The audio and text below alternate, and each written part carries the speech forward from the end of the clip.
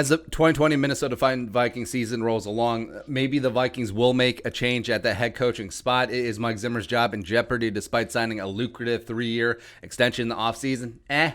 So even though we've talked about it, it's obviously a big topic amongst the fan base. But if we hedge our bets, if you play both sides, you always come out on top. So instead of just calling for his job, we're just going to release these candidate videos just very passive aggressively. It's like, hey, if they do make a change, there's this guy. And we've said if the Vikings do make a change at head coach, I think they should go offensive. Enter one Brian, Jerome, Ezekiel, Schottenheimer, Shoddy Too Hottie, offense coordinator of the Seattle Seahawks for the last 3 years. I think it's finally time for him to get a shot to be a head coach. So let's talk about him today. Shoddy, 47 years young, of course, is the son of Marty Schottenheimer, who might be the best head coach to never go to a Super Bowl. So he was a head coach with the Browns 1 year in Washington, as well as with the Chiefs, and also finally in San Diego. He has a .613 winning percentage, but also 5-13 in the playoffs. Less than ideal. Now, he was the one who was famously fired after going 14-2 with the Chargers in 06. And then he was replaced by Norv, because they lost in the divisional round. Began his career... Brian Schottenheimer began his career as a quarterback at the University of Kansas. Now, he probably would have been in line to start for the Jayhawks because they're terrible, but then he realized that his future was not on the field. It was in coaching. It was up in the box. So he transferred to Florida, even though he was going to be a backup there for Danny Warfel, and he wanted to learn the fun and gun from Steve Spurrier. So that's how he got into coaching. It's really cool that obviously he saw that his dad was in that life. He saw what it took to become a coach, and he knew that's what future that he wanted for himself. So he actually put himself in a position with Florida to learn from the best, as opposed to just playing for Kansas. So that's kind of cool. Brian was the OG Sean McVay. Like, he was the original Wunderkind. 2001, he was Washington's quarterback coach, the 1 year that Marty was head coach in D.C. Then 4 years as the Chargers quarterbacks coach, 02 to 05. And then at age 33, in 2006, he became the offensive coordinator of the Jets under then coach Eric Mangini. And also he was OC of the 2008 team with Favre that started out 8-3 before Favre tore his bicep off. 2009, a little bit better for Favre. It's weird, right?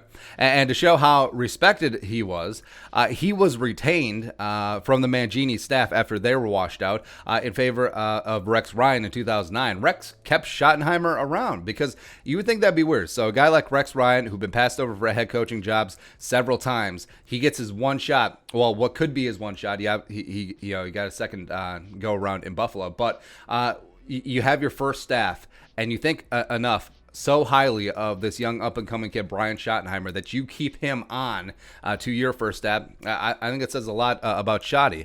Rex also from the famous football father fame. Then Shoddy's star began to rise even further in 2009 when they drafted Mark Sanchez with the number 5 overall pick. And even though it was mainly that defense, which Rex turned into the best in the NFL, back-to-back AFC title games. I mean, Mark Sanchez beat Peyton Manning and Tom Brady in playoff games. He's the youngest quarterback to ever win 4 playoff games. It's part of it. Even though offensively they were 17th and 13th in the league in 2009 and 2010 in points. 2010, he rejected the Bills' offer to interview for the head coaching job, which, face that eventually went to Chan Gailey, and then he left the Jets after 2011, and because Mark Sanchez stagnated. Maybe he wasn't mature enough to be that leader, take that next step in the NFL game. Certainly possible. That's how it bore out. I think he spent 3 years in St. Louis with Sam Bradford under Jeff Fisher. A lot of 7-9 BS going on. 2014. He interviewed for the Vanderbilt head coaching job, eventually went to Derek Mason. And then 2015, he spent 1 year in the college ranks as the Georgia OC/quarterback coach under Mark Richt, that 1 year before he was canned. Then went to the U. That's the U being the U, baby.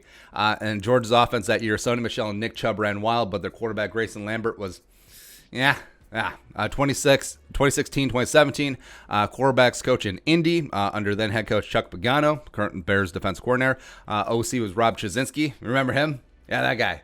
That was 2 of the final years of Andrew Luck before he retired. 2018, Pete Carroll brought him up to Seattle to replace Darrell Bevel, yeah. And they've had top 5 passing offenses each of the last 3 years, including number 1 this season.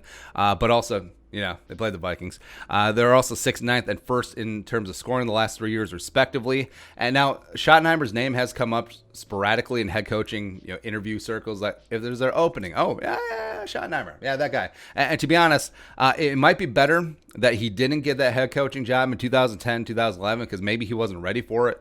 Maybe he just needed a little bit more seasoning and face some adversity in his career. And now he's had that. Yes, and now he's got Seattle. Yes, he got Russ. Yes, he got DK and Lockett and Chris Carson. But, I mean, that offense is humming. The offense is up there amongst the best in the league. And Schotty, he's a good dude. He's a tireless worker. He is indeed a grinder. He got that from his dad, Marty. He's very famous for just one more time. It's one more time, right? And also, might be a borderline overworker, but... and we talk about this nepotism thing a lot because that always comes up in the NFL, especially in coaching. But also, it's a double-edged sword. I mean, Junior got opportunities because of who his dad was. But also, if he was a horrible coach, he would not be getting these opportunities. Like, we don't care what your dad's name is or what he did in this league. If you can't do the job, you don't get the job, right? And also, the kid grew up in life, so he knows what it takes. He knows the sacrifice. He's probably been breaking down film since he's 3 years old. And also, just because of that, and also because he's been his own man, he's had his own career for quite a while now. He has this major network of smart football people and probably would be able to assemble a damn good staff. And also, his resume of working with quarterbacks has been decent. He had Drew Brees in San Diego before he tore his labrum, and then also you had young Phillip Rivers out there in San Diego as well. Favre and Pennington with the Jets, Sanchez, 2 AFC title games.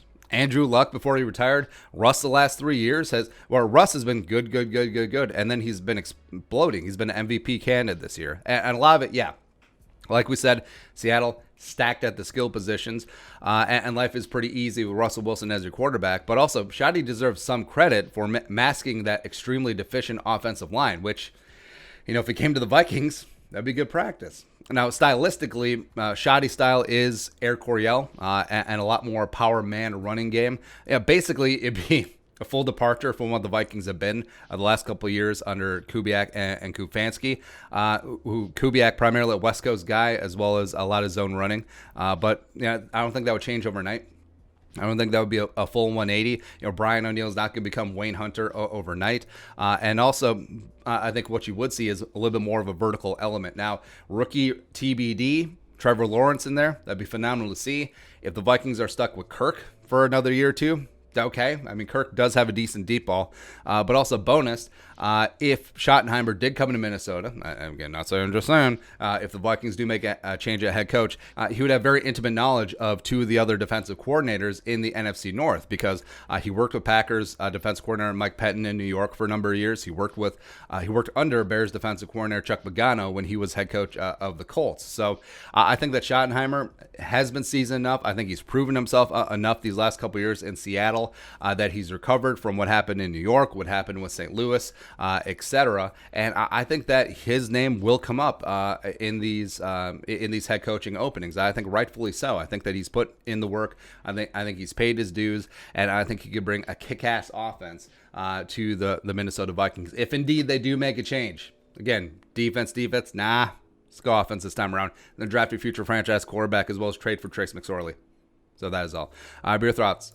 Brian Schottenheimer, let us know in the comment section below. Subscribe for daily Vikings takes. Want to support that work? Post on the Venmo. But until next time, Skol, production value.